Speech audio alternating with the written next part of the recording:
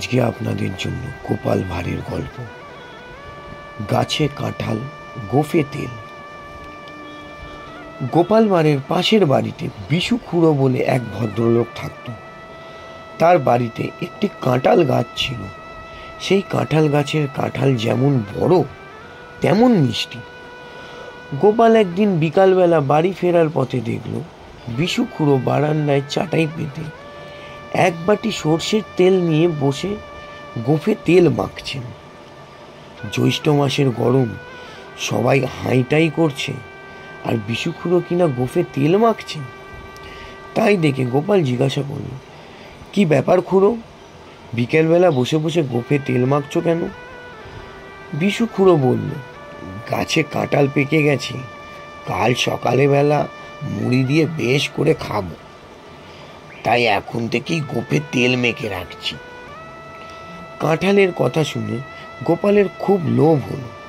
সে বলল, বাহ, সুন্দর কাঁঠাল তো, পেকে গেছেই বলে মনে হচ্ছে, আমায় একটু ভাগ দেবেন তো? গোপালের কথা শুনে বিশু খুড়ো ভীষণ চটে গিয়ে বলল, তোকে ভাগ দিতে যাব কেন রে গোপাল?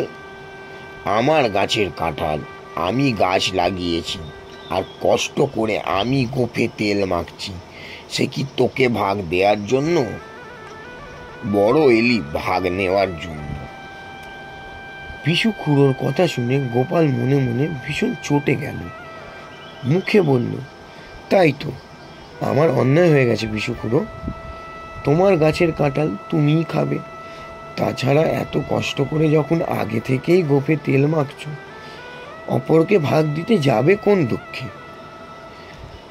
বাড়ি ফিরে এসে গোপাল ভাবল, যেভাবেই হোক বিশু খুড়োকে জব্দ করতে হবে। সেই রাত্রিরে চুপি চুপি বিশু খুড়োর বাড়ি গিয়ে দেখল বিশু খুড়ো গোফে তেল লাগিয়ে বারান্দায় চাটাই পেতে শুয়ে রয়েছেন, আর সে সময় এমনি নয়, নাক ডেকে ঘুমোচ্ছেন।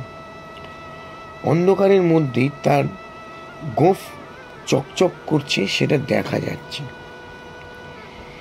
এই সুযোগে গোপাল বিশু খুড়োর গাছের পাকা কাঁঠালটি চট করে পেরে নিয়ে বাড়ি এসে মহা আনন্দে খেল। পরদিন সকালে বিশু খুড়োর বাড়ির পাশ দিয়ে যেতেই বিশু খুড়ো গোপালকে ডেকে বলল, গোপাল, আমার কি সর্বনাশ হয়ে গেল রে!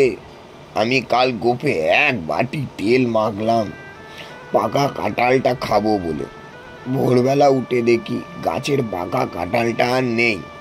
রাতের বেলা কোন চোর এসে চুরি করে নিয়ে চলে গেছে। হায় হায়, আমার কি সর্বনাশ হলো রে! গাছের কাঁঠাল রেখে আমার গোফে তেল মাখাই ভুল হয়েছে, এই মন্তব্য বিশু খুড়ো করল।